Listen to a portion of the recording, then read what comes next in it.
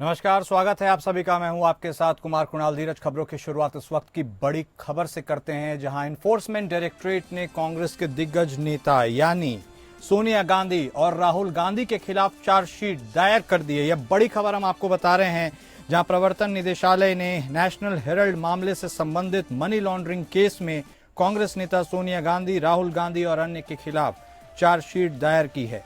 Court ने इस मामले में आगे की सुनवाई 25 अप्रैल की तारीख को होनी है, ऐसा तय हुआ है। और अपने नेताओं के खिलाफ ईडी की कार्रवाई से कांग्रेस भड़क गई है। कांग्रेस के नेताओं ने इसे राजनीति से प्रेरित कार्रवाई बताया है। वहीं कांग्रेस के महासचिव केसी वेणुगोपाल ने इस कार्रवाई के विरोध में पूरे देश में प्रदर्शन का ऐलान किया है। कांग्रेस नेता केसी वेणुगोपाल ने साफ तौर पर इशारा किया है कि इस मामले में अब चुप नहीं बैठा जाएगा। कांग्रेस नेता केसी वेणुगोपाल की ओर से जारी किए गए नोटिस में कहा गया है कि मोदी सरकार द्वारा नेशनल हेराल्ड की संपत्ति को मनमाने और अन्यायपूर्ण तरीके से जब्त किया गया है। इसके साथ ही पार्टी नेतृत्व के खिलाफ चार्जशीट किया गया है। कांग्रेस इस कदम की निंदा करती है। ये कानूनी प्रक्रिया का मामला नहीं है, बल्कि कानून के शासन के नाम पर राज्य की ओर से प्रायोजित अपराध है। ये कदम लोकतांत्रिक विपक्ष के विचार पर सीधा हमला है और सत्तारूढ़ पार्टी की ओर से डराने धमकाने की एक कोशिश है। ये बदले की राजनीति के अलावा और कुछ भी नहीं है। तो ये बड़ी खबर हम आपको बता रहे हैं, जहां सोनिया और राहुल गांधी के खिलाफ ईडी की चार्जशीट दाखिल हो गई है और ईडी की चार्जशीट पर कांग्रेस बुरे तरीके से भड़क गई है। देश भर में कांग्रेस अब इसके लिए विरोध प्रदर्शन करेगी और 25 अप्रैल को इस मामले में अब अगली सुनवाई होनी है कोर्ट में। लेकिन प्रवर्तन निदेशालय यानी इन्फोर्समेंट डायरेक्टरेट के इस कदम से पूरे कांग्रेस के खेमे में एक तरह का असंतोष है और काफी हद तक रोष भी है। वो कह रहे हैं कि कानून और शासन की आड़ में ये जबरदस्ती की कार्रवाई है।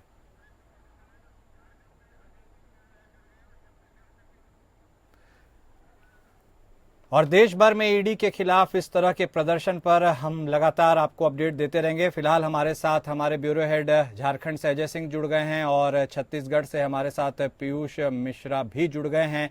उनका रुख कर लेते हैं। जी अजय, सबसे पहले आप बताइए, यह जो बहुत बड़ा कदम उठाया गया एनफोर्समेंट डायरेक्टरेट की तरफ से, अब सीधे सोनिया गांधी, राहुल गांधी के ऊपर ही चार्जशीट दायर की गई है। अब इस मामले में कांग्रेस कैसे विरोध जता रही है, क्या कुछ उसकी रणनीति है और कैसा असर आपको वहां पर दिख रहा है? देखिए कुणाल, मैं बताऊं कि यह है ईडी ने कल जब दिल्ली के राउज एवेन्यू कोर्ट में जो आरोप पत्र दाखिल किया है कांग्रेस नेता सोनिया गांधी और राहुल गांधी के खिलाफ, तो जो चार्जशीट जो उन्होंने दिया है, ईडी का ये पहला चार्जशीट है।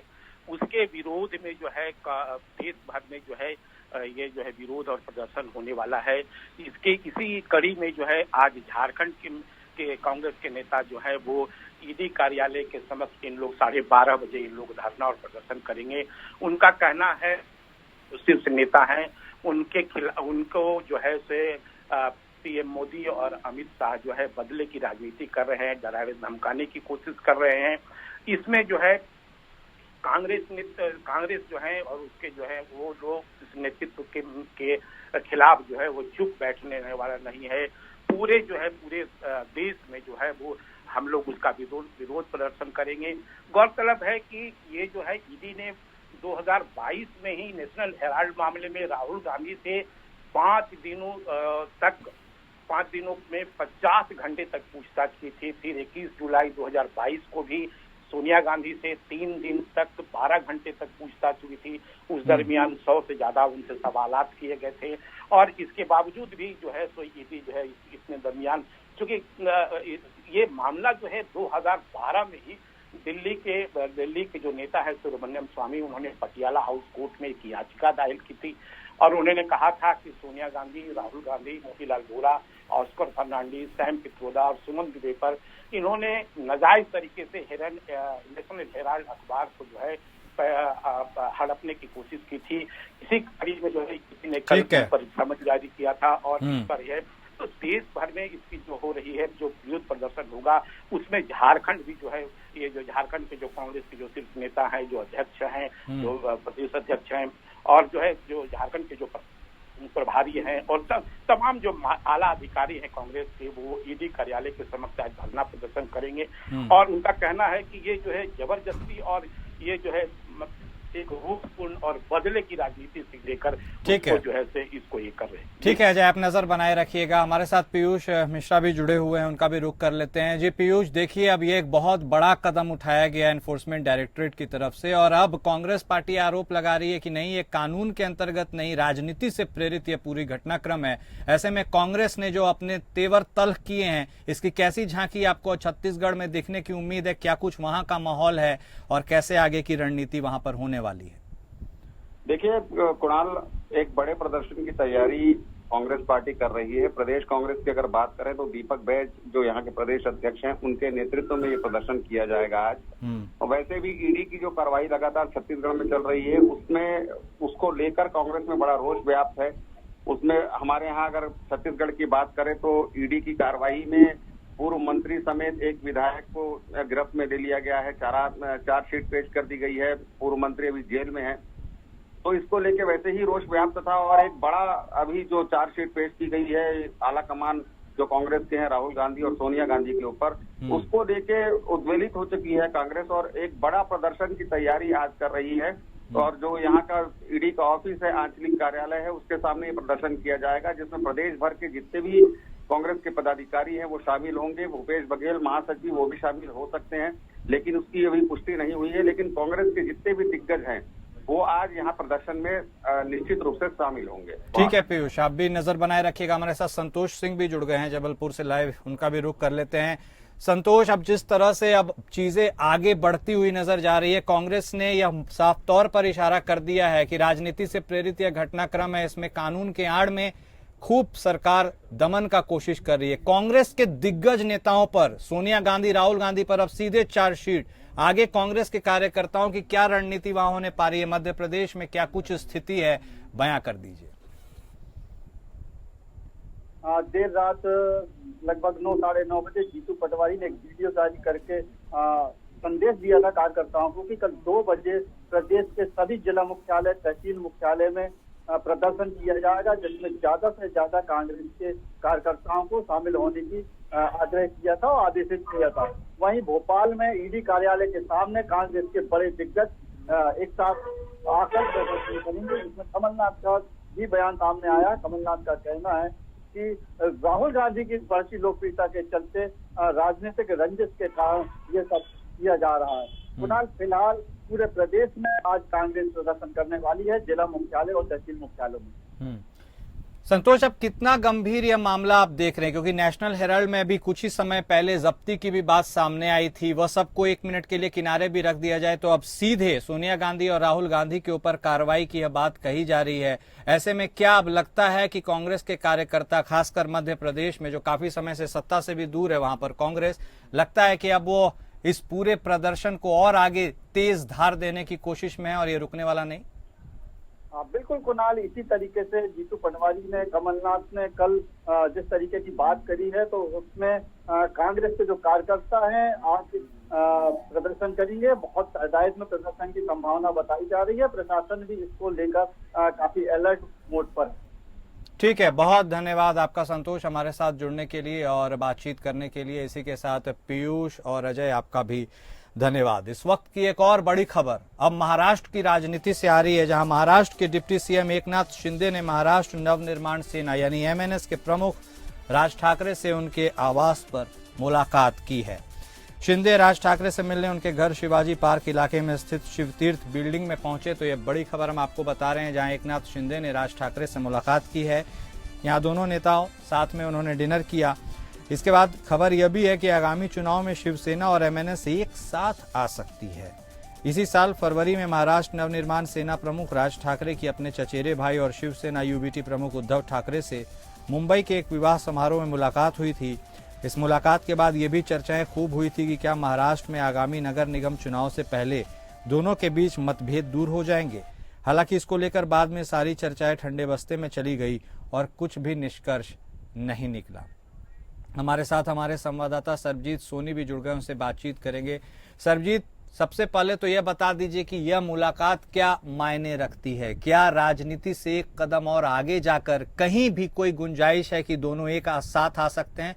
क्योंकि यही बात उस वक्त भी निकलकर सामने आई थी जब राज ठाकरे ने उद्धव ठाकरे से मुलाकात की थी या उनकी मुलाकात हो गई थी। जिस तरह से कल महाराष्ट्र के डेप्यूटी सीएम एकनाथ शिंदे शिवतीर्थ पहुंचे थे, जिसके साथ में उद्योग मंत्री उदय सामंत भी थे और मनसे के कई वरिष्ठ नेता वहां पे मौजूद थे।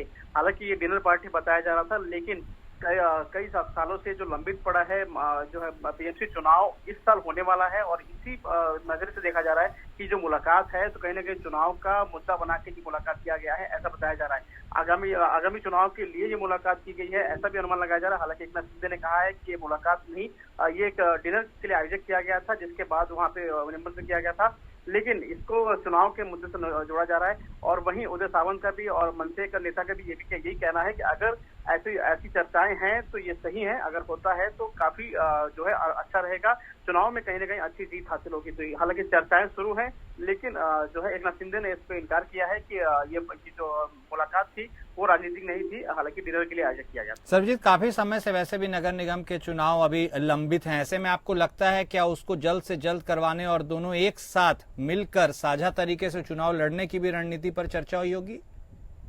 जिस तरह से चर्चाएं हुई है, वहां पे मनसे के सभी बड़े नेता वहां पे मौजूद भी थे और वहीं एकनाथ शिंदे वहां पे पहुंचना और आगामी चुनाव का जिस तरह से चर्चा होना, ऐसे में कहीं ना कहीं चुनाव जिस तरह से लंबित है तो कहीं ना कहीं चुनाव की तैयारियां भी की जा रही हैं और ये मुलाकात उस नजरिए से देखा जा रहा है क्योंकि आगामी चुनाव में बड़ी जीत हासिल करने के लिए एकनाथ शिंदे की तरफ से चाहे बीजेपी की तरफ से पूरी तरह से कोशिश की जा रही है। हालांकि इसमें मनसे का कितना सहयोग रहेगा आगामी चुनाव में, ये देखना बाकी। ठीक है, बहुत धन्यवाद आपका सरजीत, हमारे साथ जुड़ने के लिए और तमाम बातचीत करने के लिए। इस वक्त एक और बड़ी खबर छत्तीसगढ़ से आ रही है, जहां छत्तीसगढ़ के मुख्यमंत्री विष्णुदेव साय 15 अप्रैल यानी कल अपने 2 दिवसीय दौरे पर बस्तर पहुंचे हैं। सीएम विष्णुदेव साय ने कई कार्यक्रमों में शिरकत की है। इस दौरान बीजेपी कार्यकर्ताओं ने एयरपोर्ट पर सीएम का स्वागत किया है। सीएम विष्णुदेव साय ने कहा है कि मुख्य रूप से बस्तर का नासूर यानी नक्सलवाद, उससे हमारी सरकार मजबूती के साथ लड़ रही है। केंद्रीय गृह मंत्री का भी संकल्प है कि 2026 तक नक्सलवाद का खात्मा किया जाए। तो यह बड़ी खबर हम आपको बता रहे हैं, जहां छत्तीसगढ़ के मुख्यमंत्री विष्णुदेव साय अपने 2 दिवसीय दौरे पर बस्तर में हैं। नक्सलवाद के खात्मे के बाद बस्तर का विकास कैसे किया जाए, उस पर 2 दिनों तक यह बैठक किया जाएगा, ऐसा मुख्यमंत्री साय का कहना है। तो बस्तर के विकास पर भी चर्चा होगी, नक्सलवाद के खिलाफ भी रणनीति बनेगी। इस पूरे 2 दिवसीय दौरे का यही हाल रहने वाला है। हमारे साथ हमारे संवाददाता पीयूष मिश्रा भी जुड़ गए हैं, उनसे बातचीत करेंगे। पीयूष, लगातार अब जो डेडलाइन दी गई है अगले साल 2026 तक नक्सलवाद के खात्मे की, और सबसे ज्यादा यदि कोई राज्य फिलहाल नक्सलवाद की जकड़ में कुछ हद तक है भी तो वह छत्तीसगढ़ है। ऐसे में मुख्यमंत्री का यह दौरा, और लगातार केंद्रीय गृह मंत्री वहां दौरा करते ही रहते हैं, क्या मायने रहता है उस दौरे में, क्या कुछ है और क्या कुछ और कहा है मुख्यमंत्री ने? देखिए, एक तो हम दर्शकों को एक बात बता दें कि छत्तीसगढ़ में अगर सबसे सुंदर जगह है तो बस्तर है लेकिन वहां पे अगर पैबंद लगा हुआ है तो नक्सलवाद का लगा हुआ है, और नक्सलवाद के खात्मे के लिए केंद्र सरकार और राज्य सरकार दोनों संकल्पित हैं। 31 मार्च 2026 इसकी डेडलाइन दी गई है। केंद्रीय गृह मंत्री अमित शाह के द्वारा लगातार 3 दौरे इस शासनकाल में केंद्रीय गृह मंत्री के हो चुके हैं। मुख्यमंत्री अगर विष्णुदेव साय की बात करें तो वो भी लगातार बस्तर के दौरे पे जा रहे हैं और उनका ये मानना है कि वहां अगर विकास किया जाएगा, इंडस्ट्रियल बेल्ट बैठाई जाएगी, पर्यटन के दृष्टिकोण से उसको विकसित किया जाएगा, तो बस्तर के जो आदिवासी लोग हैं और जो वहाँ की संस्कृति वो देश विदेश में फैलेगी और वहाँ पे नक्सलवाद का जो खात्मा की तैयारी हम कर रहे हैं वो तीव्र गति से होगा और वहाँ विकास होगा। तो ये जो समीक्षा बैठक अभी जो 2 दिन की जो बैठक है इनकी, उसको लेके बहुत ज्यादा इसमें विष्णुदेव साय जोर लगा रहे हैं। आज भी विभागीय समीक्षा बैठक करने वाले हैं। कल उन्होंने जल संसाधन विभाग के मुख्य अभियंता का कार्यालय का भी उद्घाटन किया है ताकि वहाँ के लोगों को जो भी चीजें हैं वो सुलभ और सरल तरीके से प्राप्त हो पाए। ठीक है, बहुत शुक्रिया पीयूष आपका हमारे साथ जुड़ने के लिए, विस्तार से जानकारी देने के लिए। और अगली बड़ी खबर उत्तराखंड से, जहां उत्तराखंड के मुख्यमंत्री पुष्कर सिंह धामी की अध्यक्षता में सचिवालय में मंत्रिमंडल की बैठक चली। करीब 2 महीने बाद सचिवालय में हुई बैठक कई मायनों में काफी महत्वपूर्ण रही। बैठक में जनहित से जुड़े 25 प्रस्तावों पर मुहर लगी। बैठक शाम 6:25 में शुरू हुई, जो करीब 4 घंटे तक चली है। वर्तमान समय में 682 हेक्टेयर क्षेत्रफल में 381 मीट्रिक टन कीवी का उत्पादन हो रहा है। ऐसे में इस नीति के तहत 2025-26 से 2030-31 तक क्षेत्रफल को बढ़ाकर 3,500 किए जाने और उत्पादन को 33,000 मीट्रिक टन किया जाना भी प्रस्तावित है। इस योजना में 12 लाख रुपए प्रति एकड़ का मानक रहेगा। साथ ही 50 से 70% तक सब्सिडी राज्य सरकार की ओर से दी जाएगी। तो ये बड़ी खबर हम आपको बता रहे हैं, जहां उत्तराखंड कीवी नीति को मंजूरी मिल गई है और इसके साथ ही आयुक्त और डीएम की भी पावर बढ़ा दी गई है। इन बैठक में कुल 25 प्रस्तावों पर मुहर लगी है। भावी कैबिनेट की सचिवालय में यह 2 महीने के बाद हुई बैठक है।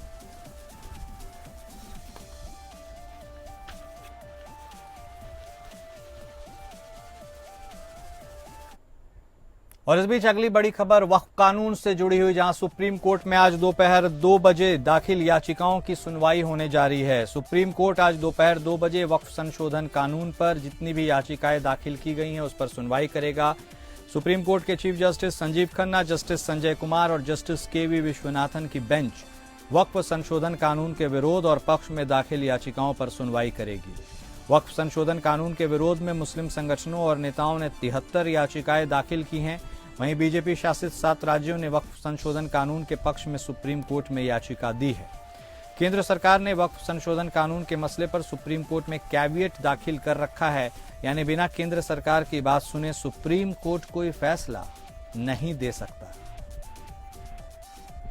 तो यह बड़ी खबर सुप्रीम कोर्ट के गलियारे से, जहां आज दोपहर वक्फ संशोधन कानून पर जितनी भी याचिकाएं दाखिल की गई हैं उन पर सुप्रीम कोर्ट, एपेक्स कोर्ट सुनवाई करेगा। कुल 73 याचिकाएं विरोध में दाखिल की गई हैं। हालांकि एक्ट के समर्थन में भी बीजेपी शासित 7 राज्यों ने अपनी याचिका दाखिल की है। हमारे साथ हमारे संवाददाता विवेक सिंह चंदेल भी जुड़ गए हैं, उनका रुख करेंगे, उनसे बातचीत करेंगे। जी विवेक, तो आखिर आज वह बहुत इंपॉर्टेंट दिन है जिस दिन तमाम याचिकाएं जो वक्फ संशोधन कानून के खिलाफ दाखिल की गई हैं उन पर सुनवाई होनी है। साथ में कैविएट भी दाखिल कर रखा गया है केंद्र सरकार की तरफ से। आज क्या कुछ इंपॉर्टेंट हाइलाइट्स हो सकते हैं और क्या अभी लगता है कि आज ही के दिन इस मामले का पटाक्षेप हो जाएगा या कहानी लंबी चलेगी?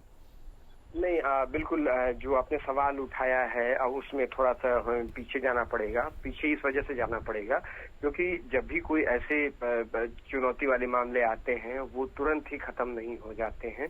पहले तो जो याचिकाकर्ता हैं, चाहे वो विरोध में हो या समर्थन में हो, ऐसे मामलों में पहले वो इंटरिम रिलीफ की मांग करते हैं, जहां जो इसके खिलाफ होते हैं वो ये कहते हैं कि इस जो कानून पारित कर दिया गया इस पे अंतरिम तौर पर रोक लगा दी जाए, जो सुप्रीम कोर्ट लगा सकता है। इसके अलावा जो इसके समर्थन में रहते हैं उनका ये कहना होता है कि अगर कोई रोक लगानी हो तो उसके पहले उस पर विचार किया जाए, उसके बाद दलीलें सुनने के बाद ही उस पर रोक लगाया जाए। ठीक, हालांकि अब सवाल ये है कि इस मामले में जो याचिकाएं दाखिल की गई हैं उसमें जो समर्थन और विरोध के साथ सेंटर ने भी इसमें कैविएट दाखिल कर रखा है।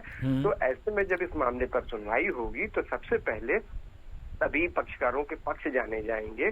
अगर कोर्ट को वैसे अमूमन ऐसे मामलों में तुरंत स्टे नहीं देता है और ऐसे मामलों की सुनवाई भी जो अमूमन संविधान पीठ को ही करनी चाहिए क्योंकि लीगल इश्यूज हैं जिसमें जो संसद की तरफ से कानून बनाया गया उस कानून को चुनौती दी गई। तो ऐसे में संविधान पीठ इस मामले को सुनवाई करनी चाहिए, उसमें तय करना चाहिए कि क्या जो संसद के द्वारा ये कानून बनाया गया क्या वो वैसे तो सुप्रीम कोर्ट जो संसद द्वारा बनाए गए कानून है उनको चुनौती देने वाली जो याचिकाएं हैं उन पर सुनवाई के दौरान उसको कानून को जो लीगल इश्यूज होते हैं सिर्फ उस पर ही बात कर सकता है, उसकी प्रक्रिया को लेकर बात कर सकता है, लेकिन उस जो कानून बनाया गया उस कानून को लेकर कोई उसकी बात नहीं कर सकता कि ये गलत है या सही है। तो अब यहाँ पे सवाल ये है कि जो लीगल जो एंटिटी है इस कानून की वो कितनी वैलिड है और क्या हद तक हो सकती है। और जहां तक आज इस मामले में सुनवाई की बात है तो सुप्रीम कोर्ट इस मामले में सुनवाई करेगा और सुनवाई करने के बाद जो पक्षकार हैं उनसे उनका जवाब दाखिल करने के लिए कहेगा। इसके अलावा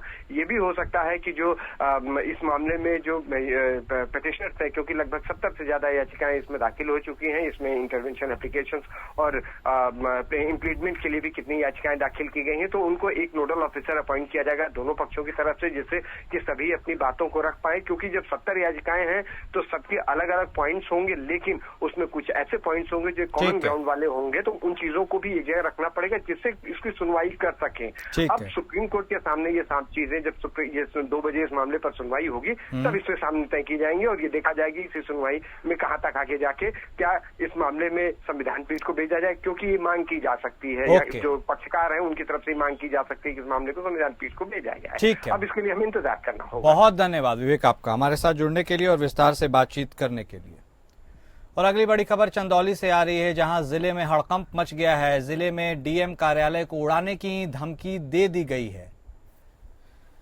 तो जिले के प्रशासनिक महकमे में उस वक्त अफरा तफरी मच गई जब कलेक्ट्रेट कार्यालय को बम से उड़ाने की धमकी भरा ईमेल प्राप्त हुआ है। यह ईमेल कथित तौर पर तमिलनाडु से भेजा गया है, जिसमें चंदौली कलेक्ट्रेट को निशाना बनाने की बात कही गई है। सूचना मिलते ही सुरक्षा एजेंसियों और जिला प्रशासन में हड़कंप मच गया। सूत्रों के मुताबिक तमिलनाडु से गोपाल स्वामी द्वारा ईमेल भेजकर कलेक्ट्रेट परिसर को बम से उड़ाने की चेतावनी दी गई है। भेजने वाले ने यह दावा किया है कि धमाका जल्द होगा। जैसे ही यह सूचना सामने आई, एसपी के निर्देश पर पूरे कलेक्ट्रेट परिसर की घेराबंदी कर बम निरोधक दस्ता और डॉग स्क्वाड को मौके पर बुलाया गया। हर आने जाने वाले व्यक्ति की सघन जांच की गई और कलेक्ट्रेट परिसर के कोने कोने की जांच कर बम स्क्वाड टीम ने इस पर कार्रवाई की। साइबर एक्सपर्ट्स की टीम ईमेल की तकनीकी जांच में जुटी है।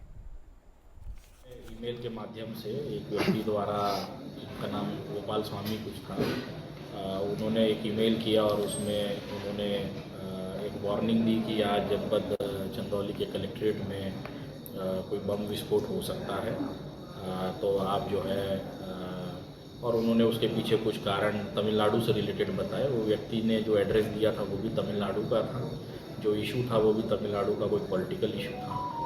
और लेकिन फिर भी एहतियात बरतते हुए हम लोगों ने कप्तान साहब की मदद से पूरे कलेक्ट्रेट को चेक कराया। यहाँ पर जो एंटी सबोटाज टीम है वो आई और उन्होंने चेकिंग की।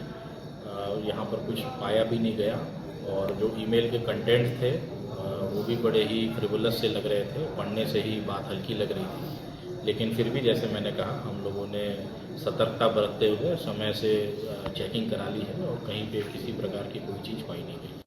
हमारे साथ हमारे संवाददाता ओपी श्रीवास्तव भी जुड़ चुके हैं, उनसे बातचीत करेंगे। जी ओपी, जिस तरह से अब कलेक्ट्रेट वैसे तो काफी सुरक्षा के लिहाज से जो है बहुत अलर्ट जगह माना जाता है, ऐसे में वहां पर यह धमकी मिलना, क्या कुछ पूरा माजरा है और अभी की लेटेस्ट हालात क्या हैं?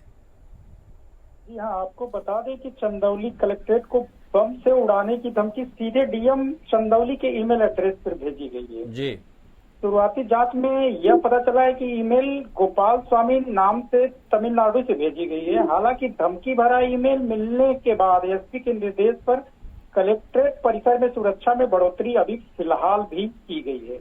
बम निरोधक दस्ते और डॉग स्क्वाड की टीम लगातार चप्पे चप्पे की जांच में जुटी है। हालांकि अभी तक कोई आपत्तिजनक वस्तु नहीं मिला है। ठीक है। वहीं यदि हाल के दिनों की बात करें तो चंदौली के साथ ही अयोध्या राम मंदिर और मार्च 2025 में तमिलनाडु सचिवालय और डीजीपी कार्यालय को भी बम से उड़ाने की धमकी ईमेल द्वारा भेजी गई है। इन सब घटनाओं के मद्देनजर सुरक्षा एजेंसियां सतर्क तो हो गई है और सबसे बड़ी बात ये ईमेल भेजने के बाद जो जांच जारी है, साइबर शाखा की अगर हम बात करें तो अक्सर ये ईमेल डार्क वेब का उपयोग करते हैं जो भेजते हैं और आईपी एड्रेस को छिपाते हैं, जिससे इनकी अभी पहचान कर पाना चुनौतीपूर्ण बताया जा रहा है। ठीक है। फिलहाल ये भी बता दें आपको कि चंदौली कलेक्ट्रेट परिसर सुरक्षा व्यवस्था जो है वो बढ़ा दी गई है। लगातार जांच के बाद लोगों को अंदर भेजा जा रहा है। ओके, ठीक है। बहुत धन्यवाद ओपी श्रीवास्तव आपका हमारे साथ जुड़ने के लिए, जानकारी देने के लिए। और फिलहाल इस बुलेटिन में अभी के लिए बस इतना ही। नमस्कार।